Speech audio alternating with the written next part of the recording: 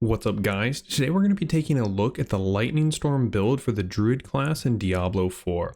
This is a ranged build focused around utilizing every source of lightning damage available to the Druid. Our main source of damage is going to be the core skill Lightning Storm. We will be using this along with 5 other lightning damage procs while also having a very high uptime on the ultimate skill Cataclysm.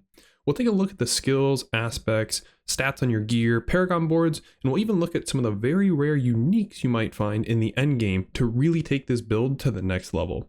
Keep in mind, we still haven't played the endgame yet, so this is more a video to give you some ideas and help you get going with a build like this. So let's get started.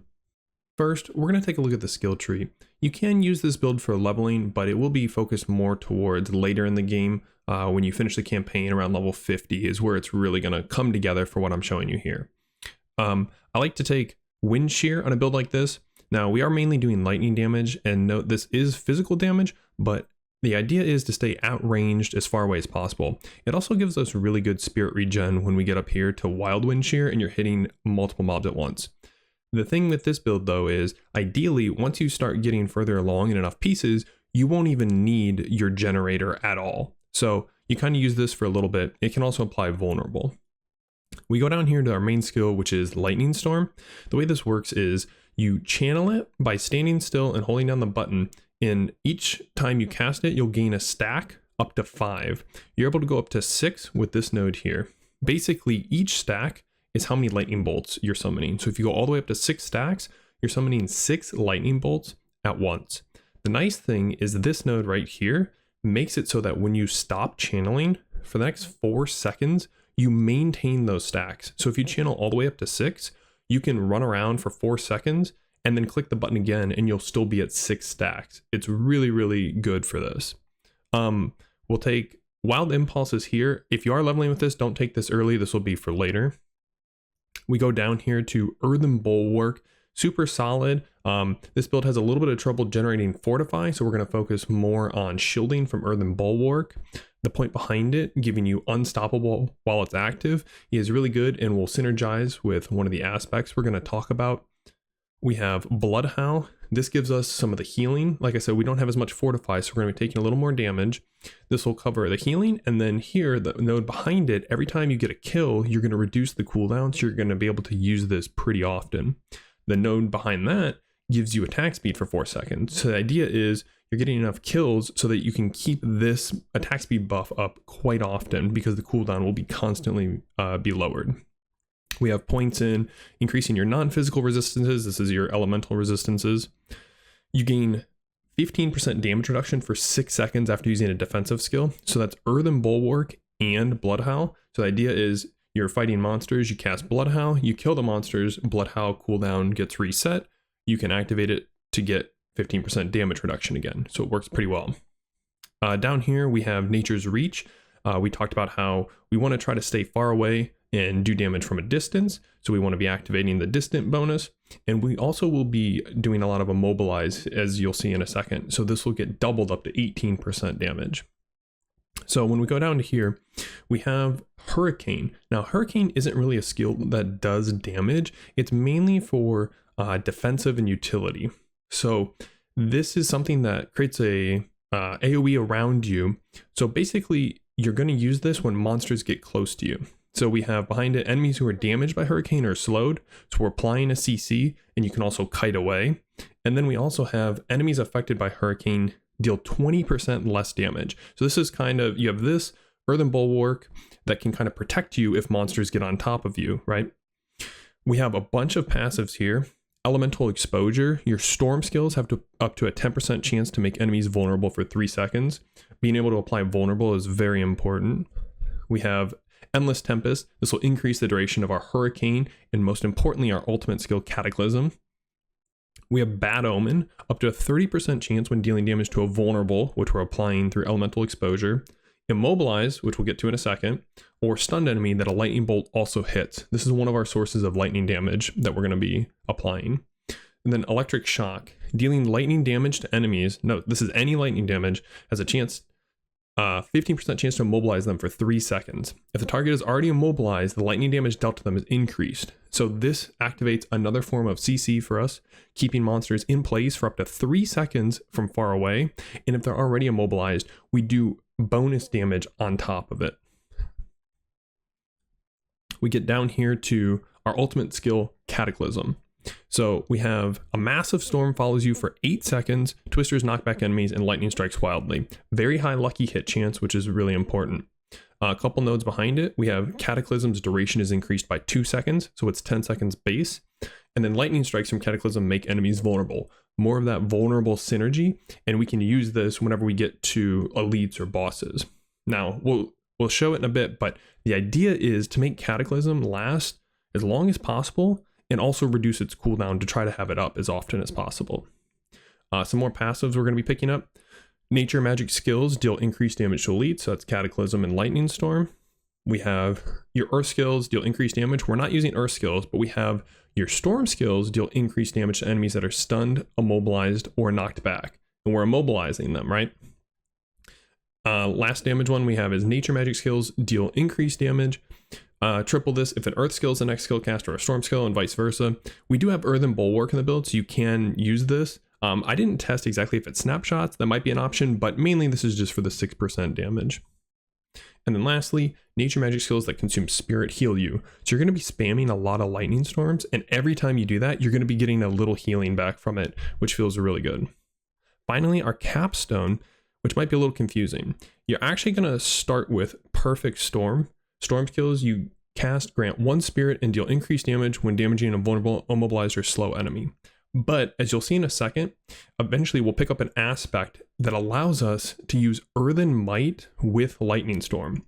Damaging enemies with Earth skills has a very small chance to restore spirit or cause your attacks to be guaranteed critical strikes. This chance, though, can be increased if you crit and if the target is, again, immobilized. So we'll be able to activate this on our Lightning Storm with an aspect, and this is very, very good. Fills up your spirit constantly because you're attacking with tons and tons of abilities, and you're going to have 100% crit chance. So let's take a look at some of the aspects that are really going to pull the build together. All right, so now let's take a look at the aspects. We'll talk about the one I was just mentioning, which is Mighty Storm's aspect. The Earthen Might key passive also applies to your Storm skills. So you want to take, when you get this, you want to take Earthen Might, but before then, you don't want to use Earthen Might because it won't do anything for you. We'll go top down, taking a look at our helm. Now, remember, some of these don't have to go in these specific slots. The rings, the amulet, they can change for the gloves. They don't need to be in these exact slots. You can only put offensive and defensive aspects in certain slots, but you can switch like your chest and your legs around. So on the headpiece, this is kind of going to be a placeholder until you get a unique item later. It's pretty simple, but basically, whenever you crowd control an enemy, which we're doing with our immobilizes, you will make your next Earthen Bulwark even stronger. So basically, this builds up your bulwark, and then when we activate it, it'll cover up your whole health bar, or very close to it. We have Aspect of Disobedience on our chest piece. This is very good for this build. We're doing tons of little damage hits, which will stack this up very, very quickly. And it should be very easy to maintain the maximum stacks on this, giving you a large amount of armor. We talked about the Mighty Storms aspect of Mending Stone. Now, this one might seem a little odd because in addition, killing an enemy with an Earth skill replenishes Party Reactive Barrier. We're not killing with an Earth skill, so we're not actually getting any benefit from this. The big thing is the duration of Earthen Bulwark is increased by 6 seconds. I know it doesn't seem like much, but this actually combines in a few ways. One, we talked about the Earth Guard aspect. We're going to be making a much bigger Earthen Bulwark barrier, so it's going to last longer as opposed to just the 3 seconds baseline that Earthen Bulwark lasts. We also put a point in Earthen Bulwark that makes us unstoppable. The cool thing about unstoppable is if you get CC'd, you can activate the ability after you're CC'd to remove the CC and then be immune to crowd control, which is really nice. You don't have to have it up ahead of time. Then for the next 9 seconds, because we get 6 seconds from mending, you're unstoppable and you have a very large shield on you. One more step to that is we have the Ghost Walker aspect on our boots. While unstoppable and for 4 seconds after, you gain up to 25% movement speed and can move freely through enemies. This is really powerful. If you ever played a game like Path of Exile and you have something like phasing, being able to move through enemies makes the build feel much better. You can be much more safe. You're going to getting this bonus move speed that will last for 9 seconds plus 4 seconds afterwards for 13 seconds with a 16-second cooldown Earthen Bulwark before you get any cooldown reduction. This will be up 100% of the time. This will make your build feel really good. So some of the other offensive aspects. We have multiple lightning damage procs. We have Lightning Dancer. So whenever your Lightning Storm crits, and remember, once you get Mighty Storm's aspect, you're going to be able to activate Earthen Might and have a 100% crit chance. Lightning Storm crits spawn 3 dancing bolts that seek enemies in the area. You can have up to 6 Lightning Storm bolts coming down at once. So if they're all critting, that's 18 Lightning Dancer bolts. So for the lightning procs, we also have Rune Worker. This will be something you use early and then you'll drop later. But basically, whenever you crit, you build a buff up on you that I think it felt like every 1 second or so, you call down a lightning bolt that'll do damage. It wasn't super impressive, but it does kind of add into like all the multiple lightning bolt procs. And I believe this can proc lucky hits. The most important one though is Overcharged. Now you can get this in the Codex, but it is a flat damage aspect. So the Codex will have really low damage. It'll be good early, but it will fall off really hard later. And you're going to want to get this as a drop. But basically, anytime you do lightning damage, you have a chance to put an overcharge on an enemy. And then anytime you damage that enemy, it pulses and does an AoE around them. Basically with Lightning Storm, you can hit one enemy with multiple lightning bolts and this will proc overcharge multiple times. On top of all the other lightning damage we have Cataclysm, Lightning Dancer, Rune Worker. It'll be proccing it over and over and over and just multiplying all of your hits. The last 2 aspects we have that help us do a little bit of damage, we have Accelerating Aspect. Whenever we crit with our Lightning Storm, we gain more attack speed, and we know we're critting a lot from Earthen Might. So we're going to be keeping this up pretty much the whole time. And then we have Conceited Aspect, which is just a damage bonus while you have a barrier. In the late game, we'll look to switch out some of these. But for now, these are pretty solid early, especially, again, we talked about with the increased duration on Earthen Bulwark. This is going to come in handy. Looking at our Spirit Boons, you're pretty much always going to take in the Deer category Wariness, 10% reduced damage from elites. The rest are pretty underwhelming, but this one is super solid. In the Eagle Tree, early on, you can take Scythe Talons for 5% crit chance, or Swooping Attacks for 10% attack speed. Once you get Mighty Storm aspect set up with Earthen Might, you're going to want to look to switch to Avian Wrath for the 30% crit damage. In the Wolf Tree, we have a couple options here. Early on, I would say you could take Energize. Dealing damage has a chance to restore 10 Spirit. We all know Spirit can be pretty rough early, so this will help you through the early game until you start getting Earthen Might online and the other things. And then we have Calamity. Extend the duration of your ultimate skills by 25%. This is going to help with keeping Cataclysm up as much as possible. The other thing for Cataclysm we have is Calm Before the Storm. Nature magic skills have up to a 15% chance to reduce the cooldown of your ultimate skill by 2 seconds. So we talked about all the little tiny hits we're going to be doing, all the Lightning Dancer aspects, Rune Worker, Lightning Storm. This is going to be the key to keeping up Cataclysm, along with cooldown reduction from gear. Later on, though, we will switch to a couple other options. We'll have Overload. Dealing lightning damage has up to a 20% chance to cause the target to emit a static discharge, dealing 20% lightning damage to surrounding enemies. So if you get to the point where your spirit is good, you've got Earthen Might up, and you don't need spirit anymore, you can take a point out of Energize and put it into Overload for even more lightning damage. Looking at our gems, I have crit damage to vulnerable enemies in the weapon. We're going to be keeping vulnerable up through Cataclysm and Elemental Exposure, and we're going to have very high crit chance with Earthen Might and Mighty Storm's aspect. On our armor, you're going to start with Maximum Life, and later on we're going to switch to Fortify when we change up the build, but early on Maximum Life will be good. And then Diamond, you can change this depending on what resists you need, otherwise Diamond will cover all your resistances. Okay, now comes the fun part. Once you start earning unique items, it's really going to start to accelerate the build and can take it really far. The biggest one you're going to find is the unique helm Tempest Roar. The way this works is it gives your storm skills a chance to gain spirit, which we talked about. We have lots of these little ways to gain spirit. The most important thing though, your base storm skills are now also werewolf skills. This means Lightning Storm becomes a werewolf tag skill. Why is that important? that opens up a lot of synergies with werewolf and shapeshifting. The biggest one being direwolf.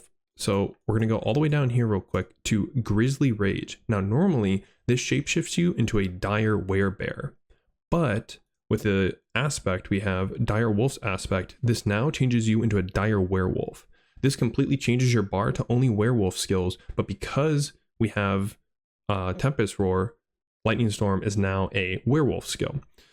This also increases your movement speed instead of damage reduction and gives you spirit cost reduction. And whenever you kill, you heal yourself. With this, you want to add in aspect of the rampaging werebeast, which increases the duration of your ultimate skill, which will be dropping Cataclysm for it. But the same idea remains. You want to try to keep it going as long as possible and reset the cooldown. This also gives you a stacking critical strike damage buff for the duration. The other unique, which will be really good in this build, is Temerity. So basically, the way this works is effects that heal you beyond 100% life grant you a barrier up to 40 to 80% of your maximum life that lasts for 8 seconds. So we're going to be getting a good amount of healing from Bloodhowl. We're going to be getting a good amount of healing from the direwolf aspect on kills. And then what you want to do is wherever you have this extra point, you want to take it and you want to put it in masochistic. What this does is, since we changed Lightning Storm into werewolf skill, it becomes a shape-shifting skill. And because we have Earthen Might active, we're going to be critting very often. So we're going to be getting a ton of healing. And if we're at maximum life, we're going to be turning it into a barrier with Temerity. Once you get your unique setup and you want to switch over to Direwolf, one thing you have to keep in mind is you can only use Werewolf or Storm skills with Tempest Roar on your Direwolf bar. That means you can no longer use Earthen Bulwark. So we're going to have to take the points out of Earthen Bulwark, and we're going to go all the way down here, and we're going to drop Cataclysm, and then we're going to put points into Grizzly Rage. Now, you don't have to do the Direwolf setup. You can just put on Tempest Roar and Temerity and keep Cataclysm. Don't feel like you have to switch out of it if you're really enjoying Cataclysm. But if you want to, you can go into here, which then gives us Unstoppable, which we had with Earthen Bulwark, and now we'll still have with Direwolf. And then we finally gain access to our way to kind of scale and take advantage of Fortify in this build. So we take out those points, and then we take out Circle of Life. Because we have access to Masochistic now, we don't need this. This is very little healing compared to what Masochistic will be. And we go into this cool little interaction. So we have poison enemies are slowed by 8%. But how are we going to poison the enemies?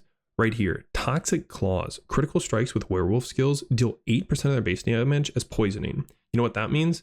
Our Lightning Storm skills are now werewolf skills, and we're critting all the time with Earthen Might. This will put a poison on the target. Why do we want to poison the target? That'll be the next step. In Venom, poison enemies take 30% additional critical strike damage. Super good node. We're critting all the time with Earthen Might. So we're applying the poison. We're applying a slow, which counts as a CC for damage to crowd control. Great synergy here. I really recommend looking to switch into this late game. But like I said, you can totally stick with Cataclysm, and you can still take advantage of some of the werewolf synergies like Masochistic and in Venom. You don't need to go Direwolf. If you do switch over to Direwolf and you want to start working on that Fortify, you can switch over your rubies to sapphires to get more damage reduction while fortified. Remember, if you do switch, you'll need to put on Direwolf, which is Grizzly Rage, and then you'll need to drop Earthen Bulwark. Now, it's totally okay if you just drop this and you don't put another skill on as well. So some of the stats you're going to want to look for on your gear include willpower, movement speed, cooldown reduction, crit chance. Now, we will be having 100% crit chance quite often with Earthen Might plus the Mighty Storms aspect, but sometimes you might not have it up, and crit chance still does increase your chance to activate Earthen Might. So you'll end up taking some crit chance here and there. Critical strike damage, damage to crowd controlled enemies, damage to distant enemies, vulnerable damage, damage to elites, storm skill damage and core skill damage will only work on Lightning Storm. So it's still pretty good, but you don't gain it on like Overcharged or Lightning Dancer. Lucky hit chance is good, and plus ranks to skills like Lightning Storm or any of your defensive skills will also come in handy. So now we get into the really tough part, the Paragon Board.